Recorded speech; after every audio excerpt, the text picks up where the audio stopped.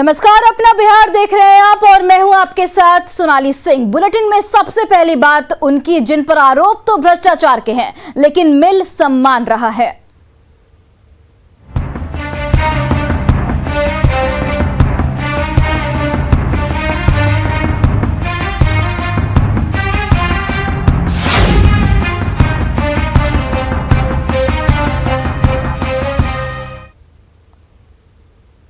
भ्रष्टाचार के आरोप के बावजूद ललित नारायण मिथिला यूनिवर्सिटी के वीसी एसपी सिंह को बेस्ट वीसी का अवार्ड दिया गया है। समारोह खत्म होने के बाद जब वे राजभवन से बाहर निकले तो हमारे सहयोगी ने उनसे बातचीत करनी चाहिए, लेकिन वे बिना कुछ बोले ही चले गए।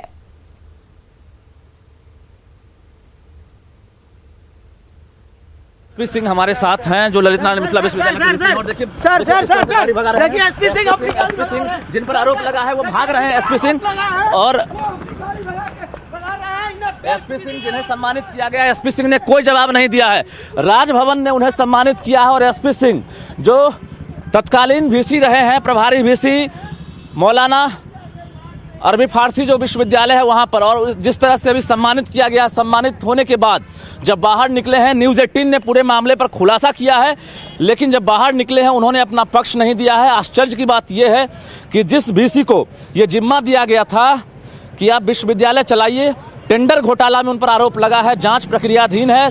3 सदस्यीय जो जांच कमेटी है वो पूरे मामले की जांच कर रही है। इस बीच आनन फानन में राजभवन ने वैसे वीसी को ही बेस्ट वीसी का अवार्ड दिया है, जिसको लेकर कोई भी अधिकारी, कोई भी वीसी दबी जुबान से जरूर चर्चा कर रहे हैं, लेकिन सामने कुछ नहीं कह रहे हैं।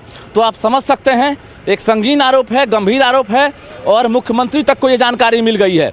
ऐसे में शिक्षा मंत्री विजय कुमार चौधरी हो या फिर राज्य सरकार के कोई भी मंत्री आमंत्रण मिलने के बाद भी राजभवन नहीं पहुंचे। राजभवन के जो अधिकारी हैं या खुद कुलाधिपति हैं उन्होंने ही सम्मानित कर दिया। बाकी सरकार के कोई मंत्री और फिलहाल जो जानकारी मिल रही है कोई विधायक भी यहाँ पर नहीं पहुँचे।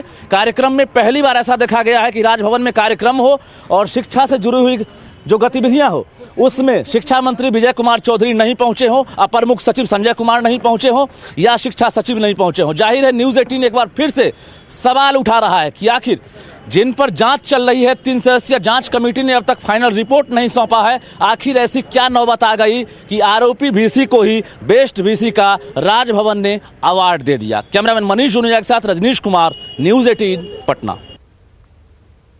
और देखिए, दरअसल मौलाना मजहरुल हक अरबी फारसी यूनिवर्सिटी के कुलपति प्रोफेसर कुद्दूस ने सीएम को चिट्ठी लिखी है, जिसमें ललित नारायण मिथिला यूनिवर्सिटी के वर्तमान कुलपति सुरेंद्र प्रताप सिंह पर मौलाना मजहरुल हक अरबी फारसी यूनिवर्सिटी के प्रभारी कुलपति रहते भ्रष्टाचार के आरोप लगाए गए हैं।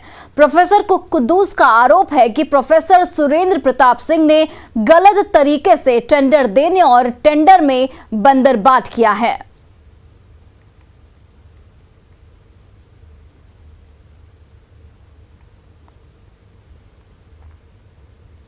और प्रोफेसर कुद्दूस से खास बातचीत में प्रोफेसर ने मांग की है कि इस पूरे मामले की विजिलेंस जांच हो। प्रोफेसर कुद्दूस से खास बातचीत की हमारे सहयोगी रजनीश कुमार ने। हमने संभाला और जब काम देखना मैंने शुरू किया तो बहुत सारी अनियमितताएं हमको मिली हैं। उस अनियमितताओं में दो का मैंने अभी खुलासा किया है। एक आउटसोर्सिंग मैन पावर का जो करता है और दूसरा आंसर शीट का प्रिंटिंग। ये 2 बातें मैंने अभी, चूँकि मुझ पर अनुचित दबाव पड़ रहा था और वो जो दबाव देने वाले व्यक्ति थे वो अपने को बताते थे कि मुतअस्सर और रसूख वाले आदमी हैं, राजभवन के आदमी। वो अपने को बताया उन्होंने कि आप व्हाट्सएप पर बात कीजिए। अच्छा, क्या नाम है उनका? उनका नाम अतुल श्रीवास्तव। उन्होंने कहा कि व्हाट्सएप पर बात कीजिए। मैंने कहा मेरे पास व्हाट्सएप नहीं है, मेरे पास यही लैंडलाइन का फ़ोन है और ये BSNL का फ़ोन है मेरे पास, मैं इसी से बात करता हूँ। तो फिर हार पछता के उन्होंने उसी फ़ोन का इस्तेमाल किया और जो जितना बार उन्होंने किया वो सब मेरे फ़ोन में रिकॉर्ड है। लगभग 20 बार उन्होंने फ़ोन किया कि आउटसोर्सिंग का पैसा आप भुगतान कर दीजिए कॉपी का पैसा भुगतान कर दीजिए। तो मैंने कहा कि फाइल में देखूंगा तो भुगतान होगा। अतुल श्रीवास्तव का डेजिग्नेशन क्या है ये पता चला नहीं, आपको? राजभवन में किसी पद पर नहीं है वो। किस हैसियत से वो वहाँ के नंबर से फोन करते थे? ये तो उनका मोबाइल का नंबर मैंने दिया है। बोलने का तरीका क्या था वीसी के साथ? बोलने का तरीका था एरोगेंट, बहुत एरोगेंट, जैसे मैं उनका कोई गुलाम हूँ या जैसे मैं उनके अधीनस्थ में हूँ। पहले हमारे यहाँ जो प्रिंट होती थी उत्तर पुस्तिका, वो शिकारा एजेंसी के माध्यम से होती थी। बिहार की है वो? नहीं, वो बिहार से बाहर का। अच्छा। क्योंकि कन्फिडेंशियल चीज स्टेट में प्रिंट नहीं होता, इसलिए वो बाहर में प्रिंट होता था। पहले के लोगों ने किया था, उसका रेट था 7 रुपीज पर कॉपी। वो चल रहा था और अचानक एसपी सिंह ने उसको बदल के कर दिया बीके ट्रेडर्स लखनऊ को। और टेंडर कैसे पास हुआ, किसने पास किया, कौन लोग का हस्ताक्षर है, इसके लिए मैंने एक कमेटी गठित कर दी है जो एफओ के नियंत्रण में चलेगा। उसमें कुछ आमंत्रित सदस्य भी हैं जो जानते हैं कि जीएसएम का मापदंड कैसे होता है। सीएम नीतीश कुमार को भी आपने पत्र लिखा, राजभवन में भी लिखा। राजभवन में आपकी एंट्री पर कोई रोक टोक नहीं है, वीसी हैं आप। हाँ। आपके चांसलर हैं वो। तो पूरे मामले पर आपने टेलीफोनिक टॉक करने का प्रयास किया? राजभवन के प्रधान सचिव या मैं किससे बात करता हूँ? वहाँ तो राज्यपाल से तो बात होती नहीं है, नीचे ही टेलीफोन एक्सचेंज से कोई बात करके काट देता आपने है। ये शिकायत किया कि अतुल श्रीवास्तव आखिर कौन है? नहीं, मैं शिकायत किसको करता, क्योंकि राज्यपाल से तो मेरी कोई बात कराता नहीं, कराएगा नहीं, तो मैं नीचे के अधिकारी को क्यों कहूँगा? आखिर अतुल श्रीवास्तव की इतनी हिम्मत कैसे है? अगर कोई अधिकारी नहीं है। मैं नहीं समझ सकता हूँ कि क्या मामला है, इसके पीछे कौन है, वो क्या है और किस हैसियत से बात करते हैं। और वो भैया जी कहलाते हैं। सारे वीसी, प्रो वीसी, रजिस्ट्रार उनको भैया जी कह के पुकारता है। लेकिन कोई हिम्मत नहीं करता है। हिम्मत तो कोई नहीं किया आज तक। भैया जी कौन है? हाँ। सब जान रहे हैं। सब जान। भैया जी क्या कर रहे हैं सबको पता है। सबको पता है। लेकिन भैया जी के खिलाफ कोई आवाज नहीं उठा। नहीं, आवाज कैसे उठाएगा? उसको उसके लिए तो खराबी ही हो सकता था और हो सकता है मेरे लिए भी खराबी हो। कहाँ पे है ये मैं भी नहीं जानता हूँ, मैं कहाँ पर हूँ ये भी कोई नहीं जानता। लेकिन संभावित और संभावना से इनकार भी नहीं किया जा सकता। बड़ा गंभीर संगीन आरोप लगा है बिहार के विश्वविद्यालयों पर, वो भी एक वर्तमान वीसी ने आरोप लगाया है। सीएम नीतीश कुमार को पत्र लिखा, राजभवन को पत्र लिखा, लेकिन अब तक कार्रवाई नहीं हुई है। ऐसे में इन्होंने तो जांच कमेटी गठित कर ही दी है जो तत्कालीन प्रभारी वीसी थे एसपी सिंह, उनके खिलाफ। लेकिन ये अब चाहते हैं कि बिहार के अरबी फारसी विश्वविद्यालय के अलावा बाकी सभी विश्वविद्यालयों में जो गड़बड़ी हो रही है उसके खिलाफ विजिलेंस जांच हो। कैमरामैन मनीष जुनिया के साथ रजनीश कुमार, न्यूज़ 18 पटना। और देखिए, भ्रष्टाचार के आरोप में फंसी धनरुआ की सीडीपीओ ज्योति कुमारी की मुश्किलें बढ़ गई हैं। स्पेशल यूनिट की टीम ने आज पटना में उनके ठिकानों पर छापेमारी की है। सीडीपीओ के आवास से 4 से 5 लाख कैश के अलावा जेवर और जमीन के कागजात भी बरामद किए गए हैं। ज्योति कुमारी के आरपीएस मोड़ स्थित अपार्टमेंट के फ्लैट में डीएसपी के नेतृत्व में 10 सदस्यों वाली टीम ने छापेमारी की है। भ्रष्ट तरीके से अकूत संपत्ति अर्जित कर धन कुबेर बने अफसरों के खिलाफ विभिन्न एजेंसियों की कार्रवाई बिहार में लगातार जारी है, चाहे वो आर्थिक अपराध इकाई हो या फिर विजिलेंस या स्पेशल विजिलेंस। आज एक बार फिर से धनरुआ के सीडीपीओ ज्योति कुमारी के ठिकानों पर छापेमारी हुई है और इस वक्त ठीक हम ज्योति कुमारी के अपार्टमेंट के सामने खड़ा है, जहां स्पेशल विजिलेंस की टीम ने इनके इस फ्लैट में छापेमारी की है। जलालपुर हाइट जो आरपीएस मोड़ है, वहां अंदर आने के बाद इनका ये आवास है और यहाँ पर उनके 2 ठिकानों पर छापेमारी की गई है। स्पेशल विजिलेंस के जो डीएसपी हैं उनके नेतृत्व में ये छापेमारी हुई है और कई चीजें बरामद की गई। यहाँ पर तकरीबन 4.5 से 5 लाख रुपए कैश की बरामदगी हुई है। इसके अलावा ऑर्नामेंट्स और जमीन के कागजात भी मिले हैं। निश्चित तौर पर जो ज्योति कुमारी हैं उनकी मुश्किलें अब बढ़ने वाली हैं। इनके खिलाफ स्पेशल विजिलेंस यूनिट की टीम ने निगरानी थाने में एफआईआर लॉन्च किया था और न्यायालय से सर्च वारंट मिलने के बाद उनके ठिकानों पर छापेमारी। भ्रष्ट तरीके से अकूत संपत्ति अर्जित कर धन कुबेर बने अफसरों के खिलाफ विभिन्न एजेंसियों। और इस वक्त की बड़ी खबर समस्तीपुर से, जहां घूस लेने के आरोप में सीओ और ओपी प्रभारी को गिरफ्तार किया गया है। वारिसनगर के सीओ संतोष कुमार को गिरफ्तार किया गया है। तो समस्तीपुर से एक बड़ी खबर, जहां घूस लेने के आरोप में सीओ और ओपी प्रभारी गिरफ्तार हुए हैं। वारिसनगर के सीओ संतोष कुमार गिरफ्तार किए गए हैं। मथुरापुर ओपी के प्रभारी संजय सिंह की भी यहां पर गिरफ्तारी हुई है।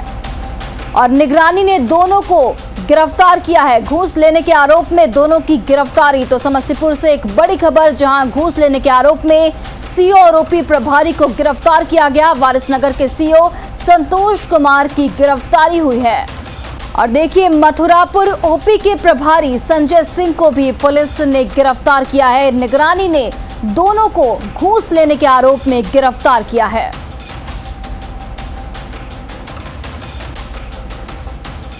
तो समस्तीपुर से ये बड़ी खबर आपको बता रहे हैं, जहां पर घूस लेने के आरोप में सीओ और ओपी प्रभारी गिरफ्तार किए गए हैं। वारिसनगर के सीओ संतोष कुमार की गिरफ्तारी हुई, वहीं मथुरापुर ओपी के प्रभारी संजय सिंह गिरफ्तार किए गए।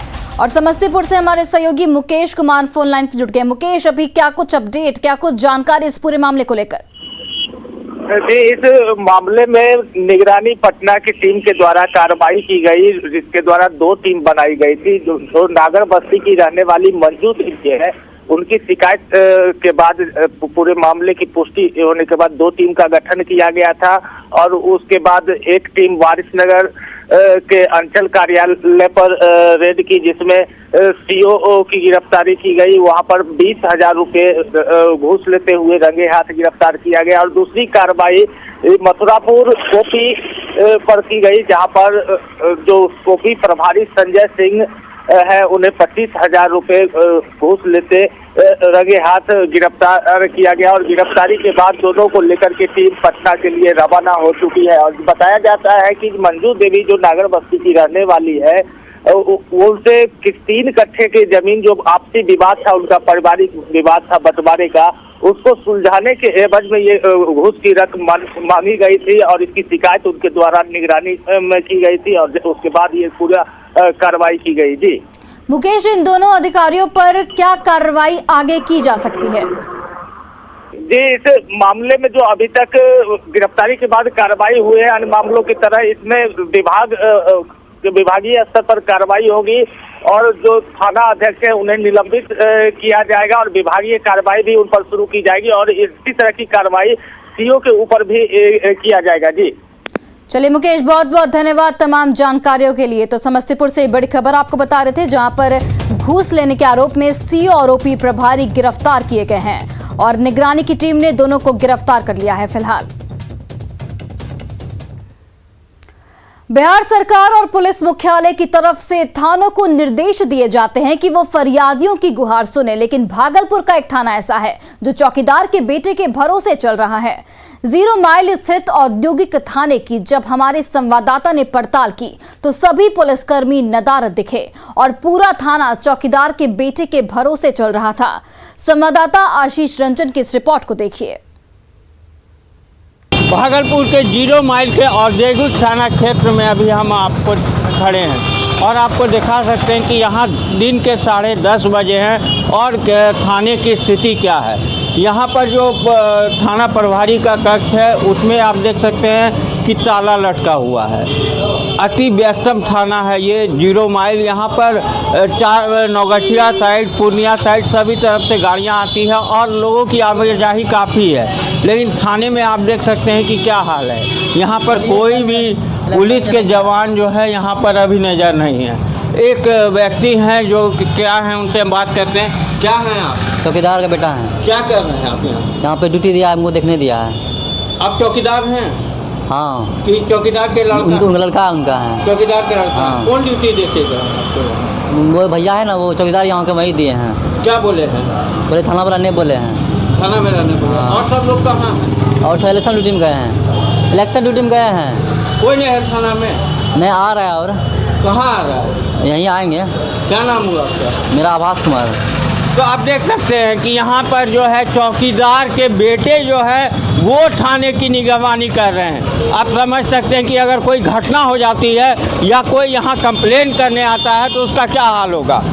जवाब यही सुनने को मिल रहा है कि जो इलेक्शन है कल, उसके लिए जो है यहाँ से ड्यूटी लगाया गया है। तो क्या सभी लोगों की ड्यूटी वहाँ लगा दी गई है? थाने को खाली छोड़ दिया गया है? अगर किसी तरह की घटना होती है तो इसका जिम्मेदार कौन होगा? आशीष रंजन, न्यूज़ 18 भागलपुर। और पुलिस की सख्ती के बावजूद शराब तस्कर मानने को तैयार नहीं है। औरंगाबाद में एक शराब तस्कर की चालाकी तब धरी की धरी रह गई जब उत्पाद विभाग की टीम ने उसकी गाड़ी की बारीकी से पड़ताल की। इस शराब तस्कर ने गाड़ी की बैक लाइट के केस से जोड़कर एक तहखाना बना रखा था और इसमें शराब की 202 बोतलें छिपा रखी थी। उत्पाद विभाग की टीम ने कार को जब्त कर लिया है और एक शराब तस्कर को गिरफ्तार कर जेल भेज दिया है। बताया जा रहा है कि शराब की एक खेप झारखंड से अरवल ले जाई जा रही थी। ये कार पकड़ी गई है, ठीक है, जिस पर अवैध शराब लदा हुआ था। इस कार में ये जो आपके सामने ये जो लाइट है, लाइट के पास यहाँ पर पेच है। पेच खोल के ये यहाँ से लेकर अंदर तक एक बुक चैम्बर बनाया गया था। ये बैक लाइट दोनों तरफ और दोनों बैक लाइट के अंदर के चैम्बर की तलाशी ली गई थी। तलाशी लेने पे 750 ml का और 375 ml का कुल 202 बोतल मिला, जिसमें 84 लीटर अवैध विदेशी शराब लदा हुआ। कहाँ से कहाँ आ रहा था सर? ये झारखंड से लेकर आ रहा था, ये अरवल या पटना लेकर जाता था। कितनी गिरफ्तारी है? एक व्यक्ति गिरफ्तार हुआ, जो चालक है उसकी गिरफ्तारी। और वहीं बांका में 200 कार्टन विदेशी शराब जब्त की गई है। ट्रक में तहखाना बनाकर शराब लाई जा रही थी। पुलिस ने ट्रक के खलासी को इस दौरान गिरफ्तार कर लिया है, जबकि ड्राइवर फरार हो चुका है। जांच कर रही थी। जांच के क्रम में एक गाड़ी को जो खाली थी बिल्कुल, उसको रुकने के लिए कहा गया, तो इस पर वो गाड़ी आगे एक लाइन होटल के पास गाड़ी लगाता है। जब तक हमारी टीम जाती है पूछताछ करने गाड़ी में किया है नहीं है, और वो अचानक गाड़ी लेकर के ड्राइवर स्टार्ट करता है, गाड़ी स्टार्ट ही रखता है, वो गाड़ी लेके भाग जाता है। पीछा करके आगे इसको पकड़ा गया बौंसी के नज़दीक, और तब तक ये गाड़ी लगा के भाग चुका था ड्राइवर। खलासी पकड़ाया है साथ में। और अभी तक जो जानकारी मिली है, जो ब्रांड हमारे हाथ में है, ये रॉयल प्लेयर, ये फॉल्स अरुणाचल प्रदेश है। ये लेबल इस पर चिपकाया हुआ लग रहा है, गलती डुप्लीकेट माल है ये। और शराबबंदी को लेकर विपक्ष लगातार हमलावर रहा है, लेकिन अब सरकार के अपने लोग भी इसके सक्सेस रेट को लेकर सवाल कर रहे हैं। शराब पीना शरीर के लिए नुकसानदायक है, इसलिए माननीय मुख्यमंत्री ने ये किया है। लेकिन जहाँ तक ऐसा एक सिंडिकेट डेवलप हो गया है यहाँ पे प्रशासन का और शराब के जो माफियाओं का जो सिंडिकेट डेवलप हो गया है, पैरेलल इकोनॉमी चल रहा है, उस पर कार्रवाई होनी बहुत ज़रूरी बात है। और इसके लिए माननीय मुख्यमंत्री लगातार लगे हुए हैं, सराहना की जा रही है पूरे दुनिया में इस कार्य की, लेकिन सक्सेस रेट उतना नहीं हो पा रहा है जितना माननीय मुख्यमंत्री उम्मीद कर रहे हैं। तो इसलिए एक जनमानस की भी राय होनी चाहिए इसमें। देखिए, ऐसा है कि बिहार में फिलहाल में शराबबंदी कानून लागू है। ये सब लोग जानते हैं कि शराब पीना बुरी बात है, लेकिन जब से शराबबंदी लागू हुई है बिहार में, उसके नकारात्मक पक्ष को ईमानदारी से विश्लेषण करने की जरूरत है। पुलिस पदाधिकारी बड़े हो या छोटे हो, सब लोग शराब के पीछे लगे हैं। क्राइम बढ़ता जा रहा है, अपराध बढ़ता जा रहा है। समीक्षा होना चाहिए ऐसा कि अगर शराबबंदी है तो बिल्कुल एक भी लीटर शराब बिहार में नहीं आना चाहिए। अभी शराबबंदी को लेकर के हमने 15 सवाल पूछे थे, एक सवाल का जवाब नहीं दे पाए। चलिए एक ही सवाल का जवाब दे दीजिए। नीतीश जी, ये बताइए कि आप 15-15 साल का राग अल्पाते हैं। 15 साल पहले 90 से लेके 2004 तक कितने ठेके थे, और 2005 के बाद से इनके राज में कितने ठेके हुए, इसी का जवाब दे लें। भारत के अपने शॉर्ट वीडियो शेयरिंग ऐप चिंगारी ने क्रिप्टो सोशल टोकन गारी के साथ क्रिप्टो करेंसी बाजार में धमाकेदार कदम रखा है। सुपरस्टार सलमान खान गारी के ब्रांड एम्बेसडर हैं। चिंगारी ऐप भारत में खासा लोकप्रिय भी हो रहा है और सोशल मीडिया कैटेगरी में बेस्ट ऐप का खिताब भी जीत चुका है। चिंगारी ऐप न सिर्फ कंटेंट क्रिएटर्स बल्कि व्यूअर्स, एडवर्टाइजर्स और डेवलपर्स सबकी कामयाबी की कुंजी है। गारी का इस्तेमाल भविष्य की इन ऐप करेंसी के साथ साथ गवर्नेंस टोकन के तौर पर भी हो सकता है। तो आइए जानते हैं सौरभ से, जो कि एक इन्फ्लुएंसर हैं।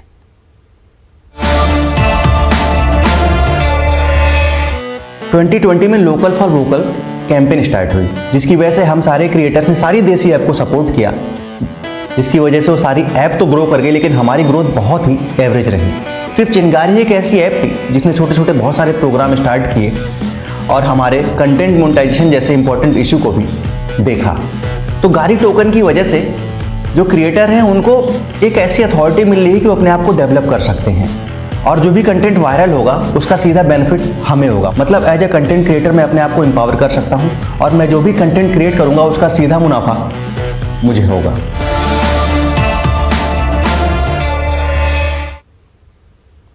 और फिलहाल इस बुलेटिन में बस इतना ही। आप देखते रहिए न्यूज़ 18 बिहार झारखंड।